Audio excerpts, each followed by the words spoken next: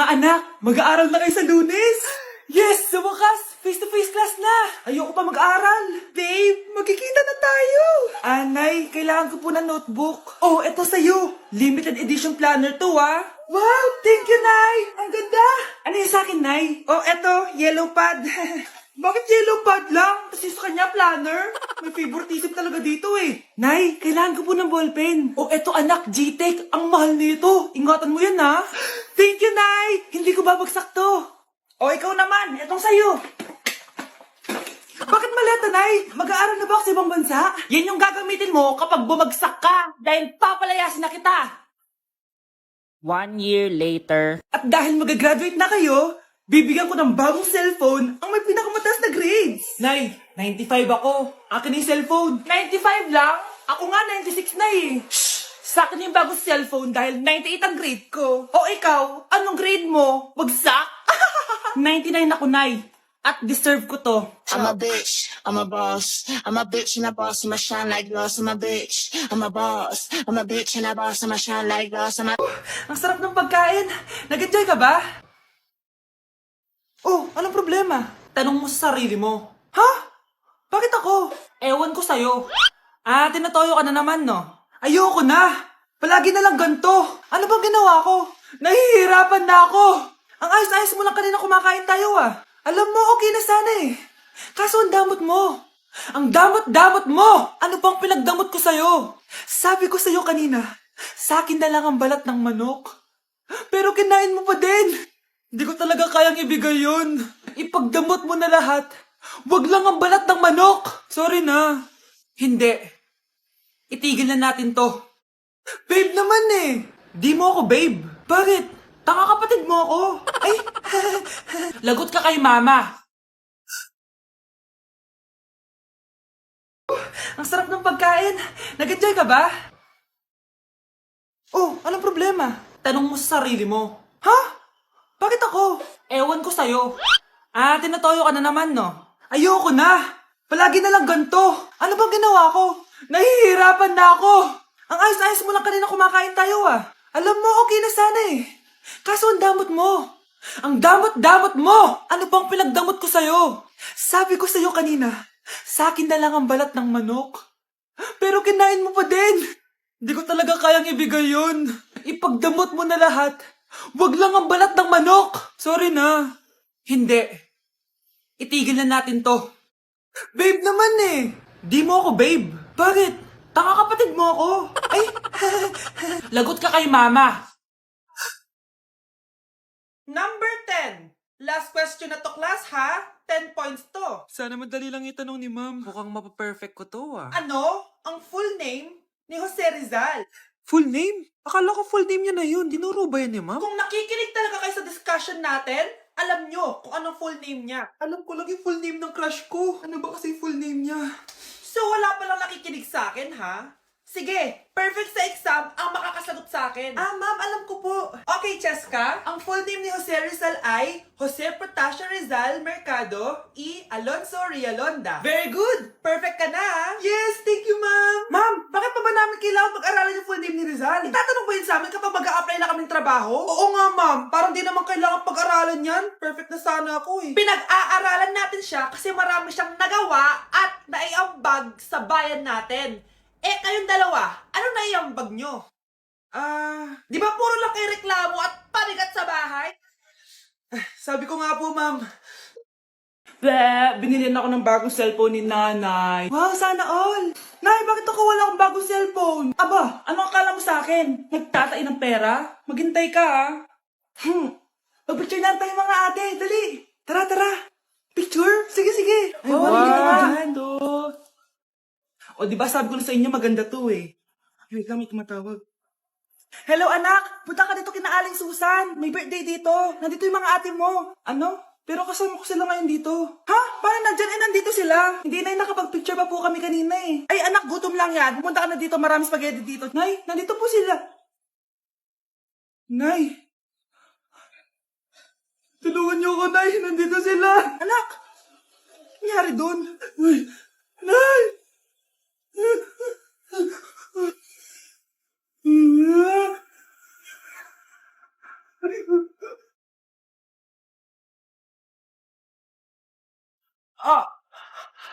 Mahal! Mahal na paano ka, mahal? Natatay ka ba? Sumasakit yung tiyan ko, mahal! Manganganak ka na? Tara, dadalhin na kita kay kumare! Alis parang lalabas na! Few moments later. Mare! Mare, manganganak na ata ako! Dali, Mare, pumasok ka! Tulungan mo kami! Manganganak na asawa ko! Relax ka lang, Mare! Higang malalim! Mare, hindi ko na kaya! Mare, kalma ka lang! Higa ka muna! Okay, Mare, ganito. Umiri ka, ha? Isa pa, Mare! Isa pa! Mare, ang hina naman! Lakasan mo pa! Eh na, Mare, nakikita ko na yung ulo! Hindi ko na kaya. Mare! Mahal! Gumising ka, kikilitiin kita! Mare, ang harot, ha? Ayun na! Ayun na yung ulo ng... tae! Akin na! Akin na yan! Akin na! Ano ba, ate? Manonood ako ng Euphoria! Manonood ako ng Ben 10! Wala akong pake! Akin na yan! Wala din akong pake sa Euphoria mo! Huwag kayo mag-away dyan? Sa pa mag-away kayo, ha? Akin na! Sige po, Nay. Yan, kasalanan mo. Yan kasi ang kulit-kulit mo. Kakain na lang ako. Gutom ako. Pengi, kumuha ka doon. Akin to. Sabi, pengi ako eh. Ano ba akin to eh? Isa lang eh. Isa lang. Ayan ka na naman eh. Akin yan eh. Isa lang eh. Asan na? Akin to. Di ba sabi ko huwag na kayo mag-aaway? Naririnig ang mga kapitbahay oh. Mga walang iya kayo. Mga walang respeto. Ay, si ano po kasi? Siya po kasi na yun po ako bigyan. Kumakain lang ako dito. Bida-bida ka. A few moments later. Ang pogi talaga ni Taeyong. Mas pogi pa ako dyan eh. Ayan na naman, si Pabida. Mas pogi ako dyan. Tignan mo naman, kamukha ako si Jungkook. Mukha ka lang talapakan eh. Mas pogi sa'yo si Taeyong. Mas pogi nga ako dyan eh. Asawa ko siya. Asawa ko. Ha? Anong asawa? Eh, di ka lang kilala yan eh. Talaga? Nang punyeta kayo? Saan ko malang mag-aaway, di ba? O, ito, Tinidor, magsaksakan kayo! Hindi na po, Nay. Nay, sorry po. Ano? Hindi kayo magsasaksakan? Sasaksakin ko sarili ko! Sige! Punyeta kayo? Ikinalulungkot ko pero hindi na siya makakita. Masyado nang malala ang damage sa mata niya. Mahal, hindi tayo susuko ha? Gagaling ka. Mahal, huwag ka na magpa-stress. Ginawa naman natin lahat, di ba? Mahal, magpahinga ka muna dito ha? Maluto lang ako ng pagkain. Hi, Ramon. Rosa, bakit nandito ka? Balita ko, wala nang pag-asang makakita yung asawa mo. Ibig sabihin, magagawa na natin lahat ng gusto natin. Shh! Huwag ka maingay. Masisira plano natin. Sinasabi ko na nga ba, may pinaplano kayo ni Rosa. Mahal, kain ka na nito paborito mo. At talagang hinahayaan mo lang dito si Rosa, ha?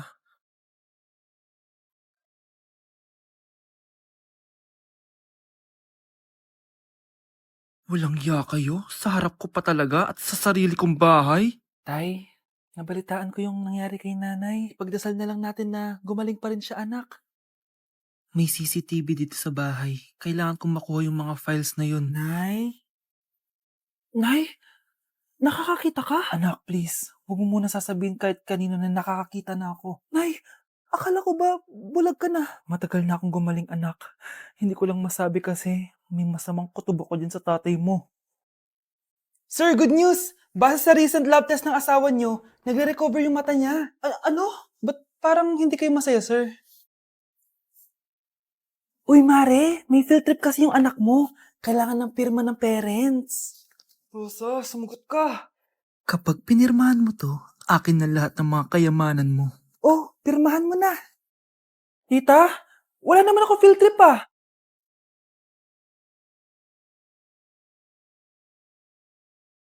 Kapag pinirmahan mo to, akin na lahat ng mga kayamanan mo. Oh, pirmahan mo na. Tita, wala naman ako field trip ah. Ah, hindi pa ba sinasabi ng teacher niyo na may field trip kayo? Anak, okay lang. Pipirmahan ko na to para makasali ka sa field trip niyo. Walang iya ka talaga, Rosa. Wala ka talagang titira sa akin, ha? Manda ka talaga sa akin. Mabilis ka talagang utuin, Susan. Salamat, Mare. Ramon, napapirma ko na siya. Atin na ang bahay, pera at mga ari-arian niya. Magaling ka talaga, Rosa. Kaso kailangan na natin kumilos na mabilis. Kasi sabi ng doktor, nagre-recover na yung mata niya. Ano? Kaya bukas na bukas din, papalayasin na natin sila. Total, nakuha na natin ang gusto natin. Nay, bakit mo pinirmahan yun, ha? Maliban natin kung ano nilalaman ng papel na yun. Huwag kang mag-alala, anak. Malapit nang matapos ang maliligayang araw ng tatay mo at ng kabit niya.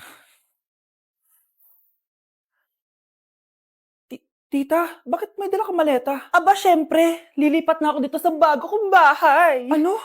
Tay, ano ibig sabihin nito, ha? Nakalagay dito sa papel na pinirmahan ng nanay mo na amin na tong bahay, mga sasakyan niya, at ang mga pera niya. Napakahayop nyo! Bakit ang ingay? Ano nangyayari? Nay, kinuha na nila lahat sa atin! Ayan, magsama kayo mag-ina. Ngayong nasa amin na ang lahat, pwede na kayong lumayas.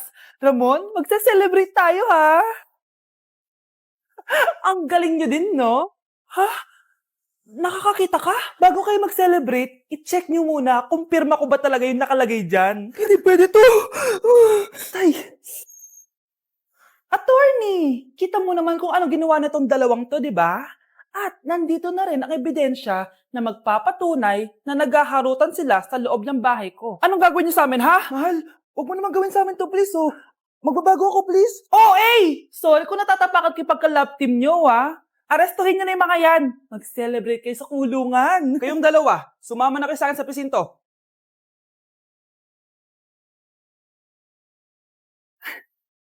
Okay, class. Last 5 minutes. Hirap naman nito. Be, ano sagot sa number 10? Huwag ka mong kopya sa akin, Samantha. Mapapagalitan tayo kay ma'am. Tamot mo naman. Ayaw mo akong pakopyahin, ha? Bilisan nyo, class. 1 minute na lang. Ma'am, nangongopya po si Scarlett sa akin, no? Apakasinungaling mo, Samantha. May nangongopya pala dito. Bagsak ka na sa akin, Scarlett. Apakasama talaga ng ugali mo, Samantha. Nay! Oo, anak. Anyari sa'yo? Binagsak ako ng teacher ko. Naniwala kasi siya kay Samantha na nangopya daw ako. Totoo ba yun, Scarlett? Hindi, Nay. Siya talaga yung nangopya sa akin. Walang iya yan, ah. Humanda siya sa akin. Tara, anak. A few moments later. Ma'am, bakit niyo po kami pinatawag dito? Kasi ang anak mo, sinungaling. Siya naman talaga yung nangopya kay Scarlett, eh. Hindi po totoo yan. Para malaman natin kung sino nagsasabi ng totoo sa inyong dalawa, mag-quiz na lang kayo ulit. Patay ako nito. Humanda ka ng mapahiya, Samantha. Okay, time's up. Pass your papers. Scarlett, naka-perfect ka. Yes, talino talaga ng anak ko. Samantha, wala kang tamang sagot. Ikaw talaga ang totoong nangongopya. Nakakahiya ka, Samantha. Humanda ka sa akin sa bahay. Tara! Huwag po, Nay. Anak, kunin mo ang cellphone ko sa kwarto. May tumatawag ata. Sige po, Nay. Sabi cellphone ni Nanay. Anak, bilisan mo naman. Ay, salamat naman, nakatae din. Scarlett, ba't nandyan ka? Di ba pinukuha ko sa cellphone ko? Pinagsasabi mo, Nay. Kanina pa ako dito sa loob. Nay, eto na po cellphone niyo. Sino yan, Nay? Bakit kamukha ko? Teka lang, bakit dalawa kayong Scarlett? Nananaginip pa ako? Nay, ako yung totoong Scarlett. Ha? Sinungaling! Ako to, Nay. Ang totoong Scarlett. Sandali nga! Hindi na ako tutuwa sa inyong dalawa, ha? Isa lang ang solusyon dito. Magtatanong ako at kung sino makasagot ng tama, siya totoong Scarlett. Unang tanong, saan ako may balat? Balat? Nay, sa puwet. Nay, sa kifi. Tama, kifi. Ha? Totoo ba, Nay? O, diba, alam ko. Susunod na tanong. Ano ang timbang ko? Mukha kang 100 kilos, Nay. 75 kilos? Tama, 75 kilos. Yes. Huling tanong. Ano ang birthday ko? Birthday? Mahina pa naman ako sa ganyan. April 14, 1977? April 15, 1977. Tama! Ikaw nga ang totoong Scarlett. At ikaw, dahil talo ka, lumayas ka na dito, impostor! Ay! Sino ba kasing Scarlett na yun? Bakit kamukha ko siya? Anak, kilala mo talaga ako, no? Siyempre naman, Nay. Anak mo ko, eh. Worth it lahat ng pagpaparetoke ko dahil sinira mo ang mukha ko noon. Ngayong napaniwala na kita, gaganti na ako sa'yo.